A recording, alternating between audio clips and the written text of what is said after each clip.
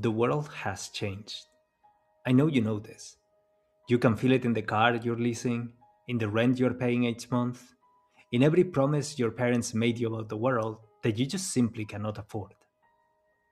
You feel it while thinking on how few things are yours by right, how much you spend each month on access to experiences that you can never own. They told us it was good at first, a privilege even, to be able to access millions of movies for just $9.99 a month. And we believed them. It was easy to pretend that these companies were doing us a favor. Netflix, Amazon Prime, a small cost here, a couple of bucks there, and then bliss. You had premium access to content untold. But the reality is much darker and much more pernicious. If you became an adult at any point after 2010, you must know that your behavior has been hacked.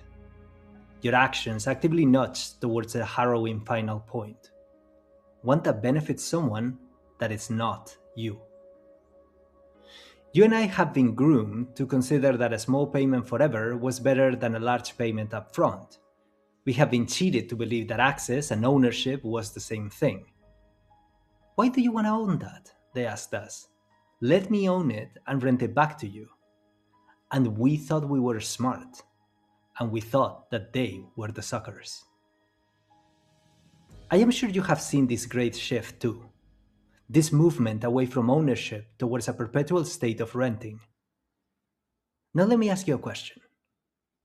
Look around your room. Consider your hobbies, your transport, hell, even the house you live in. If you stop paying tomorrow, how much could you claim to be truly yours? I fear the discussion on subscription often gets tangled on companies like Netflix or HBO, on services offering you much, but only for as long as you pay. But I think we're headed towards a darker future if we don't realize and shift our understanding of what the subscription model actually is. I fear that this is not just about movies and video games. I feel we're experiencing the middle class being priced out of the very concept of property. Admittedly, the economic foundation of subscription services are sound.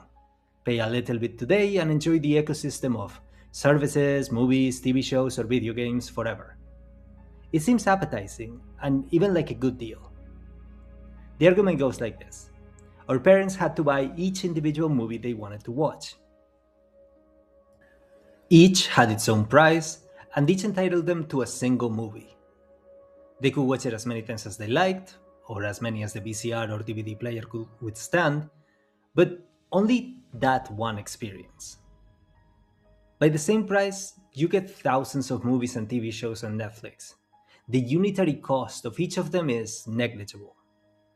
Netflix has gotten more expensive recently, that much is true, but the calculation still results to less than a penny per movie. Like I said, it seems like a good deal.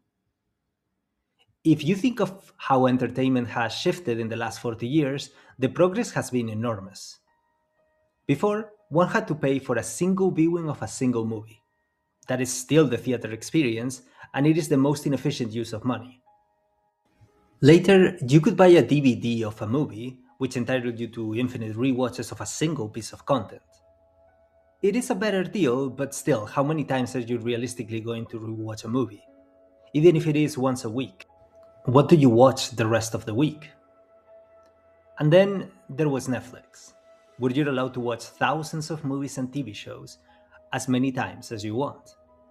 Like I said, we were not dumb. The deal makes sense at face value. Once you analyze the basic economic composition of each of these three businesses, them being theater viewing, DVDs, and Netflix, there really is no point of comparison. Netflix drives the individual cost per viewing to essentially zero, with the theater viewing the most inefficient one, hence why today many theaters are struggling. But there is something that we're discounting, and that is what you give up for the discount that Netflix offers. The economic foundations of the subscription economy are solid, but they are not new. The ideal of capital being owned by someone else and being rented in comfortable payments is as old as capitalism itself. This has applied to horses to heavy machinery to fields to real estate and now to content itself. And by itself, the possibility to rent something for a period of time, be it a house or a movie, is not bad. It lowers the entry cost to enjoy the capital being rented. If you were a child in the 2000s and you wanted your parents to buy you a new Disney movie, that was a conversation in about $12. But now, chances are that they are subscribed to Disney Plus and you can just watch it without incurring any further cost. The problem, however, is the diffusion of the nature of ownership. Before we consider the unitary cost of enjoyment of a single movie, and consider Netflix to be a steal. But that is not quite a complete analysis.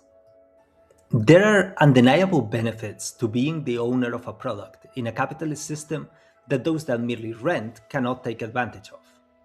These benefits shift the calculation of the true cost of renting substantially, and they are the devil that rides within the subscription model. Before, we mentioned that purchasing a DVD might cost you about $12, but think exactly what those $12 get you. Sure, you get to enjoy the movie, but also that movie is now yours. You get to, for example, rent it to a friend now. Sure, watch it tonight and give me a buck. Not that this is normal, but it is possible, and these are the costs to be accounted for. You can also resell it. And while normally the secondary market is lower than the principal market for movies, sometimes these items might appreciate, and that profit would be yours by right. Something that is impossible under any renting subscription model. We see this more evidently when we think of paying rent instead of making a mortgage payment of a house. The first one feels like burning money. The second one, so they tell me, feels like building equity over an asset that you own. In most countries, also, you don't get to sublet a place that you're renting because you're not the owner. The exploitation of that asset, meaning making rent, does not belong to you. Conversely, the appreciation of any flat and the profit gained from its sale 20 years down the line is also a surplus of money that the renter does not benefit from. These are aspects that are completely ignored by the simplistic calculation we presented in the beginning of this video. And it is the reason why many people have begun to push back against services that lock you out of experiences or products the second that you stop paying, especially if companies are making the process of actually purchasing the product more and more difficult or expensive. But wait, it gets worse. The problem with the subscription model is that it is rapidly taking over corners of our economy that we believe to be safe and far from it. From companies like Tesla and Mercedes-Benz locking the maximum speed of your car through a simple code unless you subscribe to some premium service, even if the car is already yours, to the ever-dystopian clean air subscription model just being rolled out in some major cities in order to make the air more breathable. Jesus Christ. The problem keeps expanding. And the reason why so many products are morphing from finalized items to subscription mechanisms might be manifold, but the impact this is having in our society is undeniable.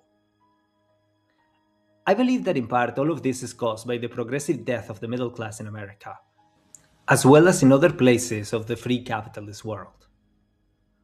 With the distance between the very richest and the working class rapidly widening, the incentives shift from an ownership economy to a renting economy.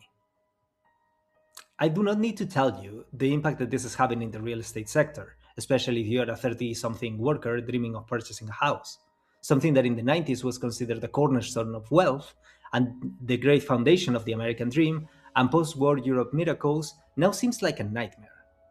And people say, so rent up, what's wrong with that? And I would reply, how about the fact that once a contract ends, the owner can simply kick you out? How about the fact that mortgage payments can be fixed while rent is always hiking up? How about the general existential anxiety of raising your kids in a house that they might get kicked out from? And also, how about the fact that we also want to own an appreciating asset like a house? Essentially, what we're seeing, by experiencing the ever-expanding reach of the subscription model onto more and more areas of the economy, is the acceptance of ownership as a privilege. A wild concept that has some echoes of failed systems in the past, some we consider to have left behind. Lacking access to private property will not make us luckier because we will have a million movies in our phone when our parents could only go to the cinema twice a year. Privilege is 4 walls that are yours. Privilege is an economy that incentivizes ownership instead of patching creeping lower standards with rent protection. Privilege is partaking on the appreciation and exploitation of assets that are yours by right. The subscription model has awkward ties to horrid principles about ownership and a capitalism in crisis. And yes, maybe Netflix is just a product that will simply make us access more movies, much like video game subscriptions might make us experience more games at very cheap prices per month. But I cannot help but be worried. Worried about a system that has so destroyed the middle class that it has discovered, with fear, that there is no one left to pay the stratospheric prices for their products. So they have decided to sell us pieces of enjoyment with a lower monthly tag. And worried about whether future generations will grow up believing that ownership is something disposable, a bygone philosophy product of the opulent past. Remember this: if you don't own it, it is not really yours. And if something is not really yours, it can be taken away in a heartbeat. Your favorite video game can get delisted from subscription platforms. Your movie can be disappeared into some HBO server deep in the mountains, never to be seen again. And if the market decides to reward the underlying asset, for example by increasing the price of a flat or a home, you will only experience the rent hike, nothing else. So, that was depressing. But let me know, do you think it is fair to equiparate the subscription services of Netflix, Amazon and the like with a general destruction of the middle class and the very concept of ownership? Please drop a comment below and consider subscribing. Thank you for watching, and I will see you next week.